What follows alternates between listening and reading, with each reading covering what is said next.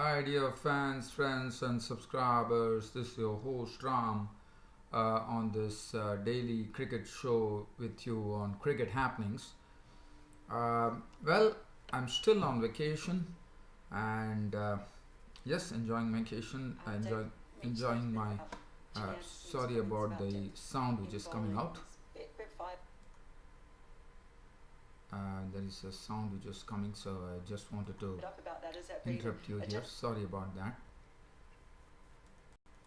So I'm just trying to see where the sound is coming about, and sorry about it. So once again, welcome back to Cricket Happenings, and on this particular cricket show, what's going to happen is just wanting to recollect something before I go into this daily cricket show of mine.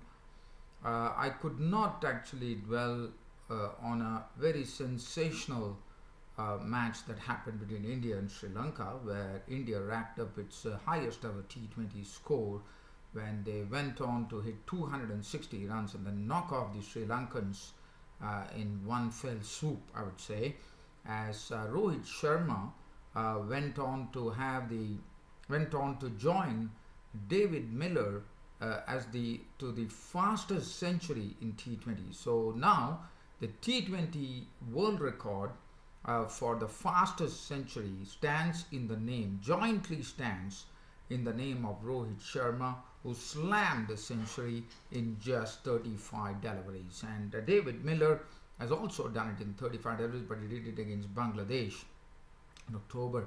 So that is a very rare occurrence in T20 cricket. Rohit Sharma really on a real high here, captaining the side, and as a captain slamming a century in just 35 deliveries. What an elegant player Rohit Sharma is, and what a dangerous player he is turning out to be in world cricket today. And every opposition respects him, as they know what to expect from this very lovely batsman Rohit Sharma, who is having great experience nowadays. And also Rohit Sharma also hit the maximum number of sixes by an Indian in T20 cricket, which was 10 sixes, which equaled the record. Not equaled the record, it still broke the record when, as you would remember, Yuvraj Singh was the one who actually held the record for the most sixes in T20, and one would definitely remember 6 sixes against Stuart Broad in a T20 international. And in fact, Rohit Sharma broke that record. So since I have been away, I thought I would just briefly dwell on that. And also India racked up its the highest ever partnership in T20s as well, and that was 207 runs between opener Rohit Sharma and KL Rahul. And India absolutely on a high. They have already wrapped up the series against the Lankans, as you know, in very fine fashion. Already won the series. They had crushing victories in Test matches, One Day internationals, and T20s, and it has been a complete sweep by India of Sri Lanka in this tour. So definitely one is, and as you know, Jayadev Unadkat was the player of the match, the player of the series. Splendid bowling in India. Have been, after Zahir Khan, Ashish Nehra has left the scene. There is only one left-arm pace bowler in Jayadev Unadkat, who has done a wonderful job and is really looking very sharp indeed. So from here, let's get on to some brass tacks here. First, let's get on to the Ashes. Ashes is something which is going to happen. As you know, the Boxing Day Test match, the traditional Boxing Day Test match, which is coming up tomorrow between Australia and England at the MCG, the Melbourne Cricket Ground, and one can't wait to watch it. As far as England are concerned, they would have done a lot of soul searching, according to me, and they would be just waiting to see. Australians are the ones who would be eager to get on the field on Boxing Day, and this is going to be played at the Melbourne Cricket Ground. and I'm sure Australia are definitely looking forward to get onto the ground, but it would be definitely otherwise for England because they are smarting under a 3-0 right now. I mean, England have already lost the series. The earn has been earned by Australia now, so definitely there's a lot of pressure on the Englishmen. And let's have a look at the English team as to what. Now, England team have had a bit of injury worries as well. They have lost one particular bowler, which I think it was Overton. Craig Overton was looking pretty sharp the matches that he played, and he also contributed the bat as well. And one knows that Craig Overton is a tremendous competitor, and because of a fractured rib, he's out of it. So just doing a brief preview here. The England team has roped in Tom Curran. So Tom Curran from the seamer, the Surrey seamer, would be absolutely excited as he would be making his debut on Boxing Day against the Aussies. And what better than that for Tom Curran? So Tom Curran is also a very good competitor, and really is a very feisty player as well. So England, as I said, it's all about if at all England have to really avoid a clean sweep of the series in the Ashes. It would be whether Christmas can bring them a bit of luck, and also Merry Christmas to whosoever are celebrating their Christmas all over the world. And England, Alistair Cook is the one which has been a sort of a real question mark in this series, and that has been a bit surprising as Alistair Cook has not been able to hit the straps. And Alistair Cook, one knows that if at all he does it, then he gives every chance for England to avoid a clean sweep, and that's what the Englishmen or the English fans would be loving that to happen. And Alistair Cook would be definitely on real test here in the 4 test matches coming up between England and Australia at the Melbourne cricket ground. Mark Stoneman has looked impressive every time he has gone to the crease. James Spence has shown what an attractive stroke player he is, and what sense of timing he has when he plays the strokes, and it's a real treat to watch James Spence. But James Spence, it would be interesting to see whether James Spence can really stay the course, and that's what is wanted as far as England are concerned. Joe Root, the captain, unfortunately has been having a real struggle in this series like Alistair Cook, and that has been a big problem for England to me, as these two solid players could, real test players could really, with this experience that they have, they could really put their best foot forward. I think this England team would be glad that they would have avoided the clean sweep. David Mallon has shown that aggression pays a lot. I mean, it's no use in just sitting, being like a sitting duck. And David Mallon has taken the attack to the opposition despite his failings, and then he showed us in the previous test match as to what he's capable of with his style of play that he had, which was to be very aggressive against the Aussies. Johnny Bairstow is always a very tough competitor. Moeen Ali has been another who has not been able to do much with the bat. Ball probably a bit, but as far as the bat is concerned, it has been a sort of a real flop for Moeen Ali. So Moeen Ali would be trying to win the battle against Nathan Law in the off spinner for sure. And the bowling also, the England bowling has not looked, they have not had the zip that they had before, especially Stuart Brown and James Anderson.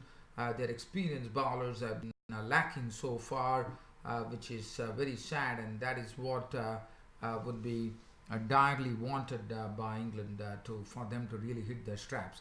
Chris Woakes has looked good in patches, and Tom Curran would be a very good inclusion according to me. Overton definitely showed that he was a good inclusion, but Tom Curran coming into the mix will really make things interesting according to me. And Tom Curran, as I said, would be very excited of making his debut in a Boxing Day test match. Last time an England player made a Boxing Day test debut was back in 1998 when Warren Hegg did the keeping duties for England in the Ashes. The Australians definitely confidence personified, marching with a real vigor, and England would be very glad and very happy that the bowler who actually bowled the ball of the century to James Vince the other day does not figure in the mix, as he's been kept out. He has been out due to an injury, and he has been replaced by Jackson Bird. And what a relief for the Englishman, because Mitchell Starc was really haunting them, according to me, and that is something which has been eliminated right now. So that is something that England would hope to see, that they can award a clean sweep with Mitchell Starc not being there. But time will tell the story. Australians, as I said, marching forward with lots of confidence. Cameron Bancroft would be hoping that he could get a good score under his belt here, since the Australians are on a real victory, on a real high right now. David Warner would also like to forge a good partnership. Usman Khawaja shown that he's hitting form pretty quickly. Stephen Smith is on absolutely, I would say, he would be cock a hoop, not only as captain, not only as a player, and as someone who really guides this Australian ship, I would say. Shaun Marsh, as look, Mitchell Marsh would be someone who would be looking forward to play England, as he has got 181 runs in that previous match, and there can't be much better confidence than what Mitchell Marsh has currently. Tim Paine, the wicket keeper, also a very good bloke. Pat Cummins, the bowling is looking very sharp indeed. There are a lot of penetration in this Australian camp, even without Mitchell Starc. I think Cummins, Hazlewood, and Jackson Bird, who would like to who would be swinging the ball at some decent pace, would be a sort of a real force to reckon with. And Nathan Lloyd, the Ramos spinner, who one knows that he's in the form of his life, no doubt about it, as he has been spinning a web around the batsman, sowing doubts into the batsman's mind, and when the time comes, nips the wicket to provide some very important breakthroughs for the Aussies. So all in all, the pitch and conditions, let's have a look at the pitch and conditions here at the Melbourne Cricket Ground. And one knows that there are often plenty of runs being made. There's going to be hot and sunny weather, I'm told, and probably a chance of rain probably on the third day. That's what it says here. So that ends the preview of the fourth test match, which is coming up between England and Australia, and one would really see something that one is wanting to see at the MCG tomorrow. So and England, as I said, I would be hoping that this Christmas brings them some change of luck. I wish them well. As the next thing I'm going to talk about is the a very landmark test match which is coming up tomorrow. There's a sort of an experimentation being done. South Africa and Zimbabwe would be playing their first ever day-night test match. I mean, Zimbabwe have never played under lights, so this is their first match that they're going to play under lights against a ping ball. It's an experimentation which is being done, where a 4-day test match is being staged, but the stipulation is that 98 overs have to be bowled in a day. So basically 8 overs more than what the normal stipulated overs are in a test match. So definitely the playing conditions will be a bit different as well, but it's a 4-day Boxing Day test match. So it starts on Boxing Day, and the Boxing Day test match, as you know, is something which is common after Christmas. So that is something which is going to happen. That's the Boxing Day test match, which is coming up shortly. And South Africa are doing something new here. And I mean, they are, instead of host to a test, they are going for a day-night test match here against the Zimbabweans. And Zimbabweans would be hoping that they can really do something. Zimbabweans would be getting some nice experience here, playing against a top South African side, I reckon. And let's have a look at what's in store as far as the Zimbabweans are concerned. So looking at the squad here, the Zimbabwe are looking strong on paper, no doubt about it.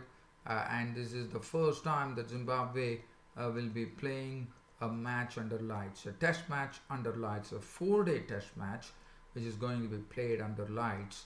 And for Zimbabwe, let's look at the team. This team has been doing well. They did well against Sri Lanka, but had a struggled a bit against the West Indies. But nevertheless, if you look at the team, the Zimbabwean team, to me, are looking pretty strong. If you look at it, Hamilton Masakadza is a wonderful opener, has lots of experience. Solomon Meyer is the other specialist opener for Zimbabwe. Craig Irvine has been doing well. Brendan Taylor's return has been sort of a breath of fresh air for them. Peter Moore is showing he's a very, very improved batsman. So their batting is looking pretty strong according to me. Sikandar Raza is another one who has already had a century under his belt. Regis Chakabwa, the wicketkeepers, also can bat well. Graham Creamer is an all-rounder and he captains the side, and he has been a successful captain so far for Zimbabwe. Kyle Jarvis, who has returned back to Zimbabwe, has shown that Zimbabwe have someone who can really do some real bulwark there. And Blessing Muzrabani, there's been a lot to be told about this bloke, Blessing Muzrabani, who has lots of pace. I'm told he's very tall, 6 feet, and he can deliver some very good spells. And the heat streak, the former Zimbabwean player thinks very highly of this bloke, Blessing Muzrabani. Be interesting to see how he goes against the South Africans. Christopher Pofu is another very, very improved bowler. He knows what he's bowling. He knows where to bowl. And for me, Christopher Pofu is the most improved bowler in Zimbabwe. So definitely, the Zimbabweans are looking strong in all the departments. But definitely they are being pitted against some very, very solid opposition in the form of South Africa. And one knows what South Africa are. And South African team is looking very, very strong. Dean Elgar, who is in the form of his life, pitting himself to get the ICC 2 as Cricketer of the Year award in 2017, has amassed a lot of runs. Is just behind Stephen Smith of Australia and Cheteshwar Pujara of India. Aiden Markram has made a very good debut. He's shown that he belongs to the high class here. Hashim Amla, the graceful player. Temba Bavuma, another good player. Du Plessis captaining the side. De Villiers, whether he'll be playing is open to question. Quinton de Kock coming in at number 6 strengthens this team in a great manner. Andy Felukwayo, another very good promising all-rounder. Vernon Philander coming back to the mix would really make things interesting. Keshav Maharaj, left-arm spinner. Kagiso Rabada, who has been doing the duties after Dale Steyn was not there in the team, but now Dale Steyn coming in, it will really strengthen this team a great deal. Dale Steyn could not take much wickets, but well, I'm sure he's going to breathe in fast and he's going to bowl very fast against the Zimbabweans. And also one has to say that for Zimbabweans, as I said, it's a sort of a new thing for them, facing the music of the South African bowlers with the pink ball under lights, and this will be a new experience for the Zimbabweans, and one really looks forward to seeing this test match in full colours. And as far as West Indies and New Zealand are concerned, not really going into any much detail on this. New Zealand are having a firm hand on the West Indies. They are already leading the series 2-0 with 1 to go, and West Indies have to salvage something if they need to do it, but they have been struggling, and one has to see whether West Indies can bring up some effort out of the ordinary and surprise the Kiwis in the final one-day national, which is coming at Christchurch. It will have a lot of pace and bounce, as traditionally it has been in Christchurch, but then it also gives a lot of options for the batsmen, as well as the pitch eases out later after some real swing happens with the new ball. So definitely one is looking forward to all these Boxing Day matches which is coming up on the traditional Boxing Day, which is on 26th of December after Christmas, and I'm sure all these players would have really got and enjoyed a nice Christmas, and they would be just waiting to actually go out there and play at the center after Christmas. Well, dear fans and subscribers, that really brings an end to this daily cricket show of mine. And keep an eye on my Twitter as well. And it's about time to say it's about time for me to sign off on this great show. Thank you.